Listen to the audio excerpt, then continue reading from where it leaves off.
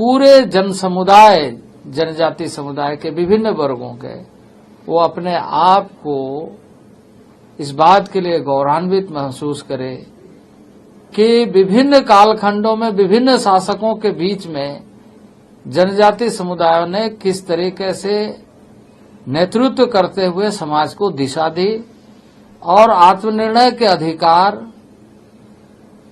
और उनके जो नैसर्गिक जीवन को बरकरार रखने के लिए आहुति दी। और इसलिए 15 नवंबर को,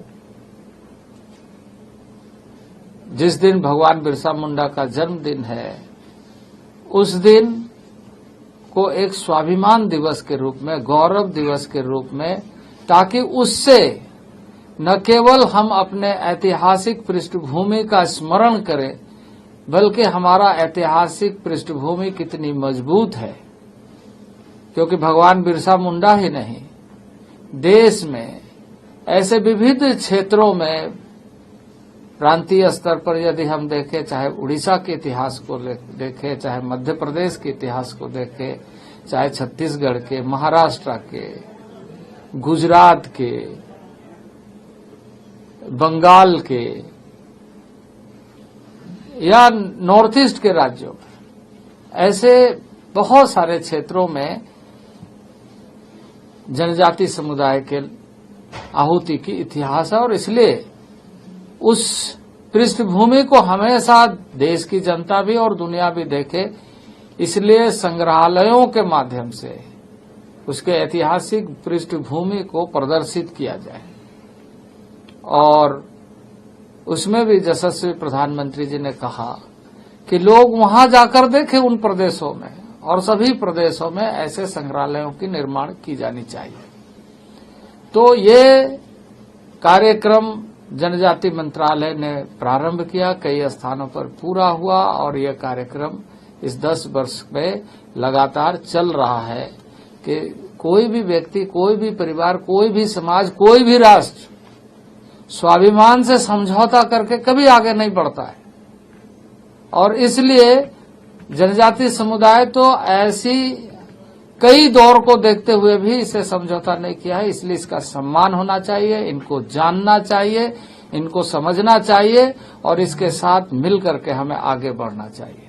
इस उद्देश्य के साथ कार्य की निरंतरता बने रहे, मंत्रालय ने लगातार कोशिश किया। इसमें एक और नया अध्याय जुड़ा। जब आजादी के पहले कालखंड ऐसा इन 10 वर्षों का रहा,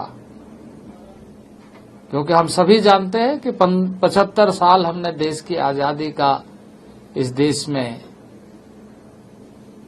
यात्रा की है, लेकिन जनजाति समुदाय में से कोई भी ऐसे पदों पर जिससे ये कहा जाए कि वास्तविक रूप से उन समुदायों के बीच से हम इस देश को प्रतिबिंबित करना चाहते हैं, ऐसा निर्णय पूर्व की सरकारों ने नहीं की। आदरणीय नरेंद्र भाई मोदी के नेतृत्व में एक अभूतपूर्व फैसला हुआ कि एक जनजाति महिला को देश का राष्ट्रपति, सर्वोच्च नागरिक के रूप में चयन किया गया। और आज ये अंतर्राष्ट्रीय फलक पर दिखाई दे रहा है कि भारत कितना लोकतांत्रिक मूल्यों का धनी है, नेतृत्व का धनी है, कि एक जनजाति समुदाय की महिला को देश का राष्ट्रपति बनाने का गौरव प्राप्त किया। ये गौरव देश का भी गौरव है और जनजाति समुदाय का भी गौरव है।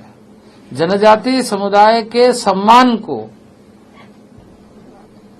अलंकृत करते हुए मैं मानता हूं कि इस पद पर राष्ट्रपति सुशोभित हुई हैं।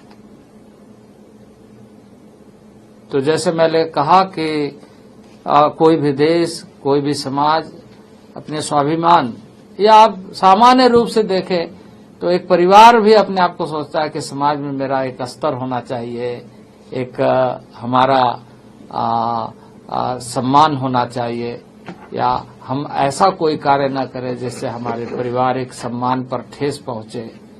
तो इसके लिए हमेशा लोग ध्यान रखते हैं, हम तो देश के हैं, और देश में एक बड़े भूभाग में रहने वाले आदिकाल से परंपराओं को, जीवंत परंपराओं को बनाए रखने वाला।